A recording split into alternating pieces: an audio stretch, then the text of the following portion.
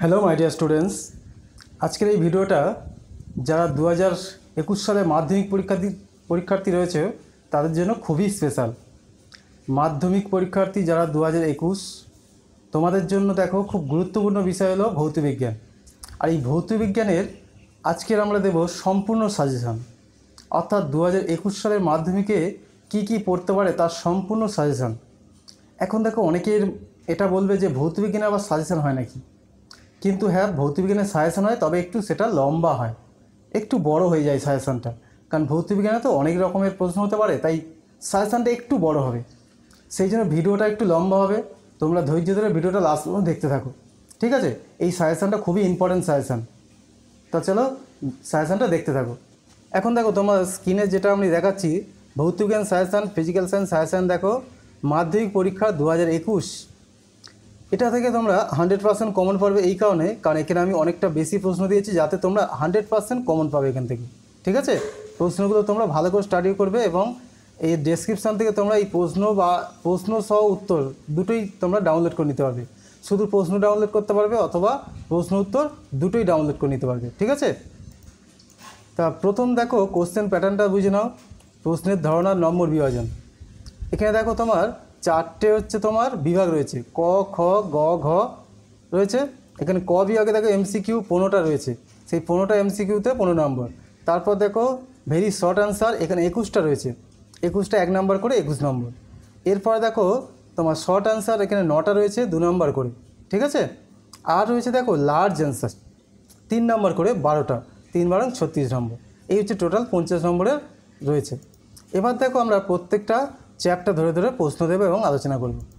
প্রথম দেখো পরিবেশের জন্য ভাবনা যে চ্যাপ্টার রয়েছে, এখানে ক বিভাগ থেকে এমসিকিউ একটা পড়বে, খ বিভাগ থেকে অতি সংক্ষিপ্ত প্রশ্ন দুটো, আর গ বিভাগ থেকে সংক্ষিপ্ত প্রশ্ন একটি, টোটাল 5 নম্বরের এই সিলেবাস রয়েছে। এবার দেখো প্রশ্নগুলো, উচ্চতা বৃদ্ধির সঙ্গে ট্রপোস্ফিয়ার ও স্ট্র্যাটোস্ফিয়ার স্তরের উষ্ণতা কীভাবে পরিবর্তিত হয়? ওজোন স্তর ধ্বংসে NO2 এবং CFC এর ভূমিকা উল্লেখ করো। ওজোন স্তর ধ্বংসের ক্ষতিকারক প্রভাব উল্লেখ করো। দুটি জৈব অজৈব গ্রিনহাউস গ্যাসের নাম লেখো। বিশ্ব উষ্ণায়ন বা গ্লোবাল ওয়ার্মিং কী? মানব জীবনে গ্লোবাল ওয়ার্মিংয়ের দুটি গুরুত্বপূর্ণ প্রভাব লেখো। গ্রিনহাউস গ্যাস নির্গমন হ্রাস করার জন্য কী কী কার্যকরী পদক্ষেপ নেওয়া যেতে পারে? জ্বালানির তাপন মূল্য বলতে কী বোঝায়, এর একক উল্লেখ করো। একটি কার্বনবিহীন জীবাশ্ম জ্বালানি হলো চারটের মধ্যে কোনটি? জীবাশ্ম জ্বালানির সংরক্ষণের প্রয়োজনীয়তা কী? নিম্নলিখিত কোনটি জীবাশ্ম জ্বালানি নয়? চারটে অপশন দেওয়া আছে, কোনটা হবে? এরপর দেখো স্থিতিশীল বৃদ্ধি এবং উন্নয়নের জন্য নিম্নলিখিত কোন শক্তি উৎসটি ব্যবহার করা যায় না? চারটে অপশন দেখে নাও। এরপর দেখো স্থিতিশীল বৃদ্ধি ও উন্নয়নের জন্য সৌরশক্তি কীভাবে ব্যবহার করা যায়? এই শক্তির ব্যবহারের সুবিধা অসুবিধা উল্লেখ করো। বায়োগ্যাস প্ল্যান্টে যেসব ব্যাকটেরিয়া বায়োমাসকে মিথেনে পরিণত করে তাদের কি বলা হয়? বায়োগ্যাস কি, এর উপাদান এবং ব্যবহার লেখো। জৈব জ্বালানি বা বায়োফুয়েল কি, এর উদাহরণ লেখো, এর ব্যবহার উল্লেখ করো। বায়োফুয়েল ব্যবহারের সুবিধা কি আছে? মিথেন হাইড্রেট কি? মিথেন হাইড্রেটকে ফায়ার আইস বলা হয় কেন? নিম্নলিখিত কোন গ্রিনহাউস গ্যাসটি ওজোন স্তরকে ধ্বংস করে? চারটে অপশান। এরপর দেখো একটি পরিবেশ বান্ধব ও নবীকরণযোগ্য শক্তি উদাহরণ দাও যা সূর্য থেকে আসে না। প্রদত্ত গ্যাসের কোন জোটটি গ্রিনহাউস গ্যাস নয়? খুব গুরুত্বপূর্ণ দেখো এই প্রশ্নগুলো, এমসিকিউ এবং এসে সব রকমের প্রশ্ন আমি দিয়ে দিচ্ছি কিন্তু, ঠিক আছে? একটি জৈব গ্রিনহাউস গ্যাস কোনটি? চারটে অপশান রয়েছে। এরপর দেখো একটি অজৈব গ্রিনহাউস গ্যাস কোনটি? অক্সিজেন, মিথেন, নাইট্রোজেন এবং কার্বন ডাইঅক্সাইড, এর মধ্যে কোনটা হবে? কয়লা, পেট্রোল, এলপিজি এদেরকে জ্বালানিগুলিকে তাদের ক্রমবর্ধমান তাপন মূল্য অনুসারে সাজাও। এখানে চারটে অপশান আছে, কোনটা হবে সঠিক? বায়োফুয়েলের একটি উদাহরণ দাও। চারটে অপশান। মিথেন হাইড্রেট পদার্থে কোন ভৌত অবস্থায় থাকে? চারটে অপশান আছে, তার মধ্যে সঠিকটা লিখবে। মেথানোজেনিক ব্যাকটেরিয়ার ক্রিয়ার ফলে কোন গ্যাস উৎপন্ন হয়? চারটে অপশান রয়েছে, ঠিক আছে? এবার দেখো 2 নম্বর চ্যাপ্টার চলে এলাম। 2 নম্বর চ্যাপ্টার রয়েছে দেখো, এখানে 4 রকম প্রতিটি বিভাগ থেকে প্রশ্ন আছে। এমসিকিউ একটা, অতি সংক্ষিপ্ত দুটো, সংক্ষিপ্ত প্রশ্ন একটি, আর দীর্ঘ প্রশ্ন একটি, টোটাল 8 নম্বরের প্রশ্ন, ঠিক আছে? প্রশ্নগুলো তোমরা ভালো করে দেখে নাও। গ্যাসের চাপ কাকে বলে? চাপের সিজিএস ও এসআই একক, বিশেষ করে এসআই এককটা খুব ইম্পর্টেন্ট। কোন যন্ত্রের সাহায্যে কোনো পাত্রে আবদ্ধ বায়ুর বা গ্যাসের চাপ মাপা হয়? বয়েলের পরীক্ষার জন্য প্রয়োজনীয় পাম্প কে নির্মাণ করেন? গ্যাস সম্পর্কিত বয়েলের সূত্র লেখো। এই বয়েলের সূত্রের ধ্রুবক রাশি কী কী আছে? স্থির উষ্ণতায় কোনো নির্দিষ্ট গ্যাসের ক্ষেত্রে পি বনাম ভি এবং পিভি বনাম পি এর লেখচিত্র অঙ্কন করো। লেখচিত্রের প্রকৃতি উল্লেখ করো। গ্যাস সম্পর্কিত চার্লসের সূত্র লিখো। চার্লসের সূত্রের ধ্রুবক রাশি কী কী? বয়েলের চার্লস সূত্রের সাধারণ ধ্রুবক রাশি কোনটি? স্থির আয়তনে পি বনাম টি এর লেখচিত্র অঙ্কন করো। বয়েলের চার্লসের সমন্বয় সূত্রটি প্রতিষ্ঠা করো। চার্লসের সূত্র থেকে পরম শূন্য উষ্ণতার মান নির্ণয় করো। বাস্তবে সমস্ত গ্যাসই আদর্শ গ্যাস, সত্য না মিথ্যা উল্লেখ করো। আদর্শ গ্যাস হলো একটি কাল্পনিক গ্যাস যার বাস্তবে কোনো অস্তিত্ব নেই, সত্য না মিথ্যা উল্লেখ করো।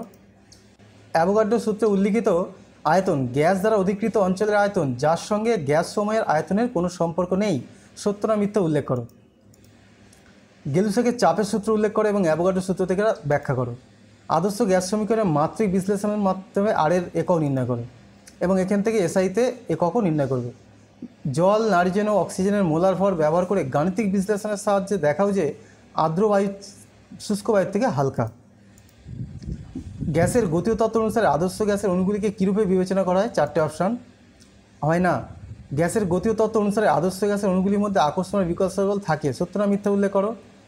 গ্যাসের গতীয় তত্ত্ব অনুসারে সমগ্র গ্যাসের আয়তনের তুলনায় অণুগুলির মোট আয়তন নগণ্য, সত্য না মিথ্যা উল্লেখ করো। গ্যাসের গতীয় তত্ত্ব অনুসারে গ্যাসের অণুগুলির নিজেদের মধ্যে সংঘর্ষ বা পাত্রের দেয়ালের সঙ্গে ধাক্কা হলো ড্যাশ, শূন্যস্থান পূরণ করো। গ্যাসের অণুগুলির গড় গতিশক্তি গ্যাসের ড্যাশের সমানুপাতিক, শূন্যস্থান পূরণ করো। গ্যাসের একটি ধর্মের উল্লেখ করো যা প্রমাণ করে গ্যাসের অণুগুলি গতিশীল। গ্যাসের অণুগুলির বেগ ও চাপ উষ্ণতার উপর কীরূপে নির্ভরশীল? কোন উষ্ণতায় গ্যাস অণুগুলির বেগ শূন্য হয়? উষ্ণতা বাড়ালে গ্যাস অণুগুলির বেগ এবং চাপ বাড়ে না কমে? বাস্তব গ্যাসের আদর্শ আচরণ থেকে বিচ্যুতির প্রধান দুটি কারণ উল্লেখ করো। এবার দেখো ম্যাথ এখান থেকে কিন্তু অবশ্যই পড়বে, কম্পালসারি 2 নম্বর অবশ্যই পড়বে। পিভি সমান এনআরটি এই সমীকরণ থেকে, অথবা পিভি সমান ডব্লিউ/এন/আরটি এই সমীকরণ থেকে, অথবা P1 V1 সমান P2 V2 এই সমীকরণটা খুব ইম্পর্টেন্ট এবছর পরীক্ষার জন্য, অবশ্যই এখান থেকে প্রশ্ন আসবে, ঠিক আছে। V1/T1 সমান V2/T2 এখান থেকে, এছাড়া P1 V1/T1 সমান P2 V2/T2 এখান থেকে। এবার কয়েকটা অঙ্ক দিচ্ছে, এগুলো আর পুরো বলছি না, আমি জাস্ট দেখে দিচ্ছি, তোমরা স্ক্রিনশট নিয়ে এটা দেখে নিও। এটা স্ক্রিনশট নিয়ে নিও তোমরা স্ক্রিনশট নিয়ে এটা উত্তর করতে থাকো, ঠিক আছে। আমি পুরো বলছি না, বলতে গেলে অনেক ভিডিওটা লম্বা হচ্ছে। এবার দেখো 3 নম্বর রাসায়নিক গণতা দেখি। এখান থেকে একটা এমসিকিউ এবং দীর্ঘতম প্রশ্ন একটা 3 নম্বর, টোটাল 4 নম্বর রয়েছে, ঠিক আছে। এবার দেখো এই যে সমীকরণগুলো দিয়ে দিলাম, এই সমীকরণগুলো তোমরা স্ক্রিনশট নিয়ে নাও, এই সমীকরণ থেকে অঙ্ক তোমরা প্র্যাকটিস করবে। আমি কয়েকটা তোমাদের এমসিকিউ এবং অঙ্ক দিচ্ছি যেগুলো খুব ইম্পর্টেন্ট। যেমন 2 মোল NO এর সঙ্গে অক্সিজেনের বিক্রিয়া উৎপন্ন NO2 এর আয়তন কত হবে? 4 মোল অক্সিজেনের সঙ্গে 2 মোল অক্সিজেনের বিক্রিয়া উৎপন্ন স্টিমের মোল সংখ্যা কত হবে? গ্যাসীয় পদার্থে আণবিক ওজন তার বাষ্প ঘনত্বের কী হবে? ভর ও শক্তির সম্পর্কিত আইনস্টাইনের সমীকরণটি লেখো। আচ্ছা, এরপর দেখো 4টে অপশান দেওয়া আছে। এসটিভিতে কোনটিতে কম সংখ্যা অণু থাকবে? 2 গ্রাম হাইড্রোজেন না 2 লিটার হাইড্রোজেন? এরপর দেখো 60 গ্রাম একটি গ্যাসে এসটিভিতে আয়তন 5.6 লিটার, গ্যাসটি আণবিক ভর কত হবে? 1 মোল H2SO পরমাণু সংখ্যা, 4টে অপশান আছে। 1 মোল নাইট্রোজেন ও 3 মোল হাইড্রোজেন যুক্ত হয়ে ক মোল অ্যামোনিয়া গ্যাস উৎপন্ন করবে। 0 ডিগ্রি সেন্টিগ্রেড উষ্ণতা 1 atm চাপে 2 মোল হাইড্রোজেন গ্যাসের আয়তন হলো, 4টে অপশান। আচ্ছা, এরপর দেখো অঙ্ক কিছু দিয়েছি, অঙ্কগুলো তোমরা করবে, এগুলো স্ক্রিনশট নিয়ে নিও। এইগুলো খুব গুরুত্বপূর্ণ অঙ্ক যেগুলো মাধ্যমিক এবছরে আসার খুব সম্ভাবনা রয়েছে। এরপর দেখো এটাও খুব গুরুত্বপূর্ণ একটা অঙ্ক রয়েছে। এই 4টে আমি অঙ্ক দিলাম, খুব ইম্পর্টেন্ট অঙ্ক, এগুলো মাধ্যমিক পরীক্ষার জন্য খুবই গুরুত্বপূর্ণ। আচ্ছা, এরপর দেখো 4 নম্বর অধ্যায় তাপের ঘটনাসমূহ। এখান থেকে প্রশ্নগুলো দেখো, ক বিভাগ থেকে এমসিকিউ 1 নম্বর এবং খ বিভাগ থেকে অতি সংক্ষিপ্ত 1 নম্বর এবং দীর্ঘধর্মী ঘ বিভাগ থেকে 3 নম্বর, টোটাল 5 নম্বর রয়েছে। প্রশ্নগুলো দেখে নাও। প্রথম প্রশ্ন, একই পরিমাণ উষ্ণতা বৃদ্ধিতে তামা ও লোহার দৈর্ঘ্য প্রসারণ বিভিন্ন হয়, সত্য না মিথ্যা উল্লেখ করো। কঠিন পদার্থের দৈর্ঘ্য, রৈখিক প্রসারণ গুণাঙ্ক এবং আয়তন প্রসারণ গুণাঙ্ক এর সংজ্ঞা এবং গাণিতিক রূপ এবং এসআই একক লেখো। কঠিন পদার্থের 3টি গুণাঙ্কের মধ্যে সম্পর্কে লেখো। লোহার ক্ষেত্র প্রসারণ গুণাঙ্ক বিটা সমান 2.4 × 10⁻5 পার ডিগ্রি সেন্টিগ্রেড হলে লোহার দৈর্ঘ্য প্রসারণ গুণাঙ্ক আয়তন প্রসারণ গুণাঙ্ক কত হবে? এরপর দেখো তরলের আপত প্রসারণ গুণাঙ্ক প্রকৃত প্রসারণ কাকে বলে, এদের মধ্যে সম্পর্ক এবং এদের মধ্যে এসআই একক লেখো। তরলের প্রকৃত এবং আপত প্রসারণ গুণাঙ্কের মধ্যে কোনটি তরলের নিজস্ব ধর্ম? তরলের 2 রকম প্রসারণ গুণাঙ্ক হয় কেন? পারদের প্রকৃত প্রসারণ গুণাঙ্ক 0.00018 ডিগ্রি সেন্টিগ্রেড বলতে কী বোঝায়? পাত্রের প্রসারণ বেশি হলে প্রকৃত প্রসারণ বাড়বে না কমবে? দুধ গরম করার সময় উতলিয়ে ওঠে কেন? গ্যাসের আয়তন প্রসারণের আলোচনায় চাপ এবং উষ্ণতা উভয়ের রাখা হয় কেন? গ্যাসের আয়তন প্রসারণ গুণাঙ্ক কাকে বলে একক উল্লেখ করো। দেখো 5 স্টার মানে খুব ইম্পর্টেন্ট প্রশ্ন এটা, ঠিক আছে। এরপর দেখো তলের চার্লসের সূত্র থেকে দেখাও যে গ্যাসের আয়তন প্রসারণ গুণাঙ্কের মান 1/273 বা 0.00366 ডিগ্রি সেন্টিগ্রেড। গ্যাসের আয়তন প্রসারণের গুণাঙ্কের সংজ্ঞায় প্রাথমিক উষ্ণতা 0 ডিগ্রি সেন্টিগ্রেড নেওয়া হয় কেন? তাপ পরিবাহিতাঙ্ক 0.92 সিজিএস ইউনিট বলতে কী বোঝায়? গরমের সময় চলন্ত গাড়ির টায়ার ফেটে যায় কেন? চায়ের কেটলির হাতলে বেদ জড়ানো হয় কেন? একটি আদর্শ পরিবাহী এবং একটি আদর্শ অন্তরকের তাপ পরিবাহিতাঙ্কের মান কত হবে? একটি পদার্থের নাম লেখো যা তাপের সুপরিবাহী হলেও কিন্তু তড়িতের খুব কম পরিবহন করে। তাপীয় রোধ এবং তড়িৎ রোধের মধ্যে সাদৃশ্য উল্লেখ করো। তাপীয় রোধের রাশিমালাটি লেখো এবং এসআই একক উল্লেখ করো। সত্য মিথ্যা লেখো। তরলের আয়তন প্রসারণ গুণাঙ্ক কেবলমাত্র আয়তনের উপর নির্ভর করে, কিন্তু উষ্ণতার উপর নির্ভর করে না। কার আয়তন প্রসারণ গুণাঙ্ক সবচেয়ে বেশি? কী কারণে গ্যাসের শুধুমাত্র আয়তন প্রসারণ হয় কিন্তু দৈর্ঘ্য বা ক্ষেত্র প্রসারণ হয় না? নিচের পদার্থগুলির মধ্যে কোনটি দৈর্ঘ্য প্রসারণ সবচেয়ে বেশি? কোনো বস্তুর দৈর্ঘ্য প্রসারণ নিম্নলিখিত কোন কোন বিষয়ের উপর নির্ভর করে না? 4টে অপশান আছে। তরলের প্রকৃত প্রসারণ নিম্নলিখিত কোন বিষয়ের উপর নির্ভর করে না? 4টে অপশান। দৈর্ঘ্য প্রসারণ গুণাঙ্ক বা আয়তন প্রসারণ গুণাঙ্কের এসআই একক লেখো। দৈর্ঘ্য প্রসারণ গুণাঙ্ক আয়তন প্রসারণ গুণাঙ্কের অনুপাত লেখো। অনুপাত কত হবে? কোনো পদার্থের আয়তন প্রসারণ গুণাঙ্ক 2.1 × 10⁻⁶ পার কেলভিন হলে দৈর্ঘ্য প্রসারণ গুণাঙ্ক কত হবে? 2 সেমি এবং 3 সেমি দৈর্ঘ্যের দুটি তামার পাতকে একই পরিমাণ উষ্ণতা বৃদ্ধি করলে দৈর্ঘ্য বৃদ্ধির অনুপাত কত হবে? তরলের আপত প্রসারণ ও প্রকৃত প্রসারণ কোনটির মান বেশি হয়? কঠিন তরল ও গ্যাস একই উষ্ণতা বৃদ্ধিতে কোন ক্ষেত্রে সব পদার্থের আয়তন প্রসারণ সর্বদা একই হবে? কোনো কঠিন পদার্থকে উত্তপ্ত করলে প্রসারিত হয়? 4টে অপশান। কোনটা হবে? কঠিনের দৈর্ঘ্য প্রসারণ নির্ভর করে কার উপর? 4টে অপশান। কোনো কঠিন পদার্থের দৈর্ঘ্য প্রসারণগুলো আলফা, ক্ষেত্র প্রসারণগুলো বিটা এবং আয়তন প্রসারণ গামা হলে আলফা = বিটা = গামা কী হবে? গ্যাসের প্রসারণ গুণাঙ্কের মান কী? 4টে অপশান। কোনটির প্রসারণ গুণাঙ্কের সংজ্ঞায় প্রাথমিক উষ্ণতা 0 ডিগ্রি ধরা হয়? 4টে অপশান। বেদ অপরিবর্তিত থেকে কোনো পরিবাহী দণ্ডের প্রস্থচ্ছেদ ও দণ্ডের দুই প্রান্তের উষ্ণতা পার্থক্য অর্ধেক করলে তাপ পরিবহনের মান কত হবে? এবার দেখো আলো থেকে 5 নম্বর চ্যাপ্টার। এখান থেকে দেখো এমসিকিউ দুটো পড়বে, অতি সংক্ষিপ্ত দুটি রয়েছে, সংক্ষিপ্ত দুটি এবং দীর্ঘধর্মী দুটি, অর্থাৎ 14 নম্বর। এটা হচ্ছে সবচেয়ে হাইয়েস্ট নাম্বার রয়েছে আলো থেকে, সেই জন্য আলো থেকে একটু প্রশ্ন বেশিই হবে, বুঝতেই পারছো। এখানে 14 নাম্বার রয়েছে, একটু বেশি প্রশ্ন করতে হবে। আমি তাও খুব কম প্রশ্ন দিয়েছি, তার মধ্যেও তোমরা কিন্তু ধরে নিতে পারো পরীক্ষায় ইম্পর্টেন্ট পড়বে। প্রশ্নগুলো ভালো করে দেখে নাও। উত্তল ও অবতল দর্পণের মুখ্য ফোকাস ও ফোকাস দূরত্ব বলতে কী বোঝো? চিত্রসহ লেখো। গোলীয় দর্পণের উপাক্ষীয় রশ্মির ক্ষেত্রে দেখা যাবে বক্রতা ব্যাসার্ধ = 2 × ফোকাস দৈর্ঘ্য r = 2f। এবার অবতল দর্পণ দ্বারা সৎ বিবর্ধিত সমশীর্ষ এবং সৎ বিবর্ধিত অবশিষ্ট প্রতিবিম্ব গঠন রেখাচিত্রের সাহায্যে দেখাও। মোটর গাড়ি হেডলাইট বা টর্চ লাইটে বক্রতল দর্পণ ব্যবহার করা হয় কেন? খুব ইম্পর্টেন্ট প্রশ্ন। মোটর গাড়ি বা স্কুটারে ভিউ ফাউন্ডারে লুকিং গ্লাসে উত্তল দর্পণ ব্যবহার করা কেন? দেখো তোমরা কিন্তু স্টার দেওয়াগুলো অবশ্যই খেয়াল করো, যত বেশি স্টার তত ইম্পর্টেন্ট প্রশ্ন, ঠিক আছে। কোন ধরনের গোলীয় দর্পণে সর্বদা অসৎ বিম্ব প্রতিবিম্ব গঠিত হয়? কোন ধরনের গোলীয় দর্পণে সর্বদা বস্তুর চেয়ে ছোট প্রতিবিম্ব গঠিত হয়? উত্তল দর্পণকে অপসারী দর্পণ বলা হয় কেন? অবতল দর্পণের প্রধান অক্ষের সমান্তরালে আপতিত আলোকরশ্মি উচ্চ প্রতিবিম্বের পর প্রধান অক্ষের যে বিন্দু মিলিত হয় তাকে কী বলা হয়? অবতল দর্পণের ফোকাসগামী কোনো রশ্মি অবতল দর্পণের প্রতিফলিত হওয়ার পরে কোন পথে যায়? আলোর প্রতিসরণের সূত্রগুলি উল্লেখ করো। স্নেলের সূত্র লেখো, এর গাণিতিক রূপ লেখো। স্নেলের সূত্র কখন প্রযোজ্য হয় না? বায়ু সাপেক্ষে কাচের প্রতিসরাঙ্ক 1.5 বলতে কী বোঝায়?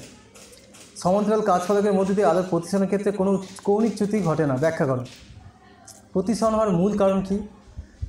প্রথম মাধ্যম সাপেক্ষে দ্বিতীয় মাধ্যমের প্রতিসরাঙ্ক একা কম, এক্ষেত্রে কোনটি ঘনতর মাধ্যম?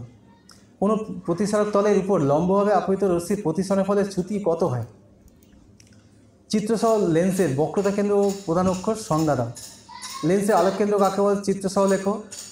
পাতলা লেন্সের প্রধান অক্ষের উপর অবস্থিত কোনো বিন্দুর মধ্য দিয়ে আলোরশ্মি পাঠালে রশ্মিটি কোনো বিচ্যুতি ঘটে না কেন? লেন্সের মুখ্য ফোকাস ও ফোকাস দূরত্ব কাকে বলে? চিত্রসহ লেখো। প্রতিবিম্বের রৈখিক বিবর্ধন বলতে কী বোঝায়? উত্তল লেন্সের সাহায্যে সৎ, অবশিষ্ট এবং খর্বাকৃতি প্রতিবিম্ব গঠন রেখাচিত্র সহ দেখাও। উত্তল লেন্সের সাহায্যে অসৎ, সমশীর্ষ ও বিবর্ধিত প্রতিবিম্ব গঠন রেখাচিত্র সহ লেখো। উত্তল লেন্সের সাহায্যে উত্তল লেন্সের ফোকাস দৈর্ঘ্য 10 সেমি। লেন্সের সামনে কোথায় বস্তু রাখলে বিবর্ধিত সদ্বিম্ব, খর্বাকার সদ্বিম্ব এবং বিবর্ধিত অসদ্বিম্ব গঠিত হবে? এটা দেখো অন্য টাইপের প্রশ্ন, ফলে ভালো করে রেখো। উত্তল লেন্সকে কীভাবে বিবর্ধক কাঁচ রূপে ব্যবহার করা যায়? লেন্সের গঠিত প্রতিবিম্বের রৈখিক বিবর্ধন বলতে কী বোঝায়? দীর্ঘদৃষ্টি বা হাইপারমেট্রোপিয়া এবং হ্রস্বদৃষ্টি বা মায়োপিয়া বলতে কী বোঝায়? এই ধরনের ত্রুটি দূর করার উপায় কী? একটি ছাত্র ক্লাসের শেষ বেঞ্চে বসে বোর্ডের লেখা পড়তে পারছে না। ছাত্রটির চোখের এই জাতীয় ত্রুটির নাম কী এবং কীভাবে এই ত্রুটি দূর করা যাবে?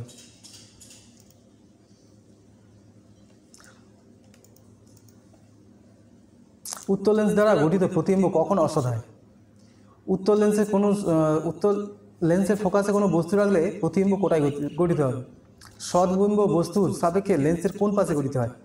উত্তল লেন্স দ্বারা গঠিত সূর্যের প্রতিবিম্ব লেন্সটির সাপেক্ষে কোথায় গঠিত হবে? উত্তল লেন্সের অক্ষের সঙ্গে সমান্তরাল আলোকরশ্মিগুচ্ছ লেন্সটির উপর আপতিত হয়ে নির্গমনের পর অক্ষের উপর আপতিত হয়ে কোন বিন্দুতে মিলিত হয়? এই বিন্দুতে উৎপন্ন প্রতিবিম্ব সৎ না অসৎ হবে? এরপর দেখো উত্তল লেন্সে কখন একটি বস্তুর অসৎ প্রতিবিম্ব গঠিত হয়? অবতল লেন্সে সর্বদা একটি বস্তু কী ধরনের প্রতিবিম্ব গঠন করে? সাদা আলোর বিচ্ছুরণ হয় কেন? স্নেলের সূত্রের সাহায্যে আলোর বিচ্ছুরণের ব্যাখ্যা ভালো করে করো। তরঙ্গদৈর্ঘ্যের সাপেক্ষে কোনো মাধ্যমে প্রতিসারাঙ্ক বা পরম প্রতিসারাঙ্কের সংজ্ঞা দাও। একটি আলোর তরঙ্গদৈর্ঘ্য 400 ন্যানোমিটার এবং অপর একটি আলোর তরঙ্গদৈর্ঘ্য 800 ন্যানোমিটার। কোন আলোর প্রতিসারাঙ্ক বেশি হবে? হীরের প্রতিসারাঙ্ক 2.42 বলতে কী বোঝায়? কোনো মাধ্যমে পরম প্রতিসারাঙ্ক সর্বদা এক অপেক্ষা বেশি হয় কেন? সূর্যের আলোয় সবুজ পাতা সবুজ দেখায় কেন? লাল রঙের ফুলকে সবুজ কাঁচের মধ্যে দেখলে কেমন দেখাবে? দিনের বেলায় আকাশকে নীল দেখায় কেন? ভিটামিন ডি তৈরিতে এবং মানুষের ত্বকের রং পরিবর্তন করতে কোন রশ্মির ভূমিকা রয়েছে? নিম্নলিখিত তড়িৎচুম্বকীয় তরঙ্গগুলিকে তরঙ্গদৈর্ঘ্য বা কম্পাঙ্ক বৃদ্ধির ক্রমানুসারে সাজান। ইউভি রশ্মি, অবদহিত রশ্মি, দৃশ্যমান রশ্মি, মাইক্রোওয়েভ এবং গামা রশ্মি। দৃশ্যমান আলোর তরঙ্গদৈর্ঘ্য পাল্লা কত? তরঙ্গদৈর্ঘ্যের ভিত্তিতে লাল, নীল, বেগুনি এবং হলুদ বর্ণের আলোর সাজাকো। আলোর কোন ধর্মের জন্য দিনের আলোতে আকাশকে নীল দেখায়? এবার দেখো এখান থেকে খুব গুরুত্বপূর্ণ ম্যাথ রয়েছে।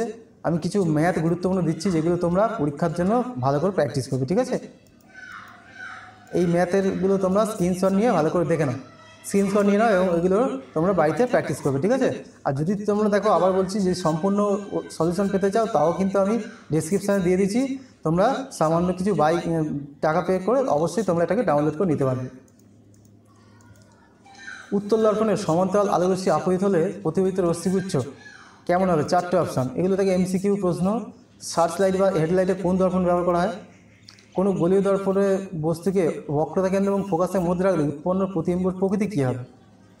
সব 4টে করে অপশান রয়েছে এমসিকিউ। এগুলো দেখো খুবই গুরুত্বপূর্ণ এমসিকিউ, সুতরাং এগুলো কিন্তু ভালো করে প্র্যাকটিস করবে। এ বি সি মাধ্যমে প্রতিসারাঙ্ক দেখো 1.5, 1.4 এবং 2.2। এই মাধ্যমে তিনটিতে আলোর গতিবেগের সঠিক ক্রম কী হবে? এরপর দেখো কাঁচের প্রতিসারাঙ্ক সবচেয়ে বেশি কোন আলোর ক্ষেত্রে?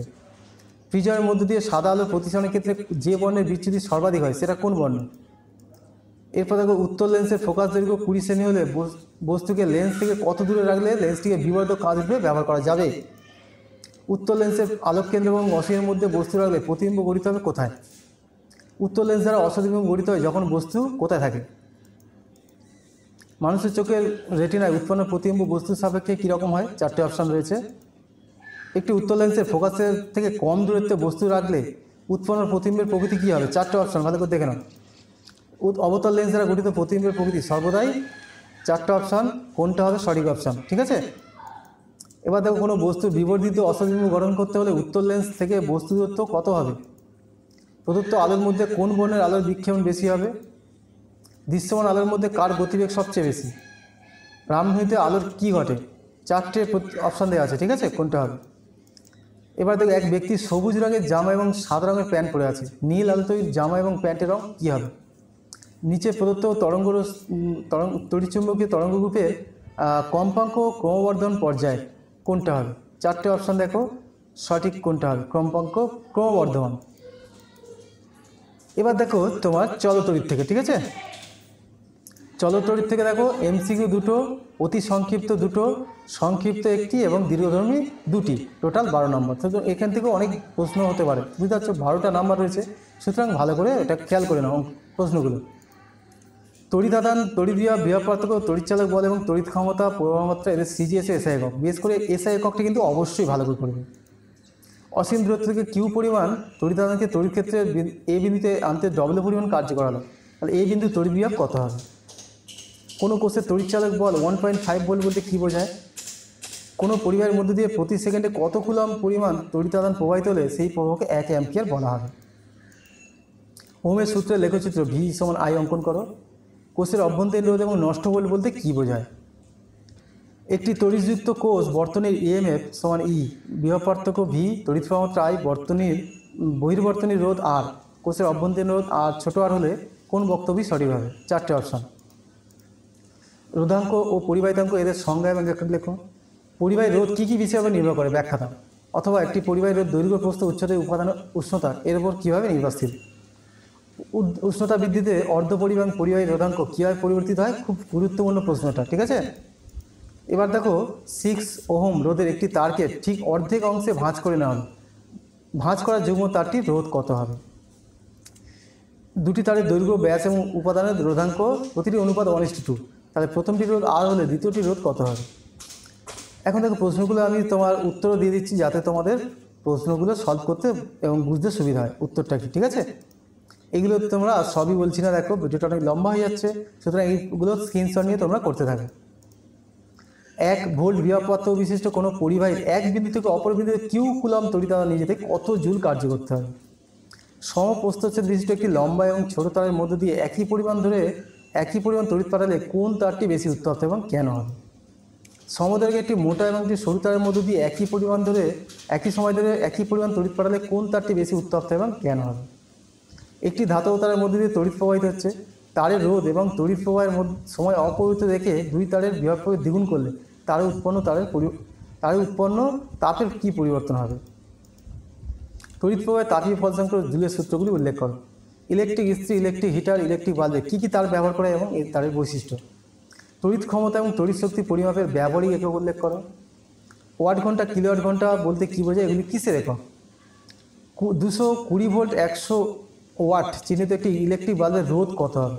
এরকম 5টি বাল্ব বাড়িতে 4 ঘন্টা ধরে জ্বললে তাহলে তড়িৎ শক্তি কত খরচ হবে? এই জাতীয় প্রবলেম খুব গুরুত্বপূর্ণ প্রবলেম, ঠিক আছে।